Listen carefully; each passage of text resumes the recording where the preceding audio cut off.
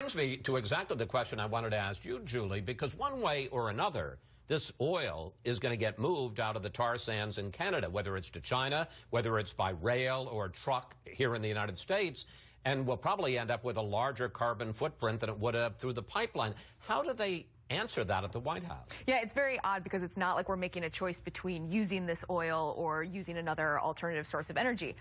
What's particularly interesting, I think, about the language the president used when he finally made this announcement is that for years we've heard that that the White House didn't want Keystone to be used as a symbol on either side of this debate. But actually, the president is saying that it's become a symbol, and that if he would have approved this pipeline, it would have been a symbol for a climate policy that's out of line with what he's trying to do over the last year of his presidency. So I think that he's actually looking beyond the specifics of what the pipeline would do in either case and looking at this more as part of legacy. But when you bring up, I hope you don't quote Carl, but when you bring up that point, it's going to end up probably having more of an impact on carbon emissions.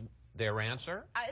They don't really have a great answer on this. They go back to this basic idea that simply approving the pipeline would have been out of step with the larger message of the president's on climate. Let's turn to another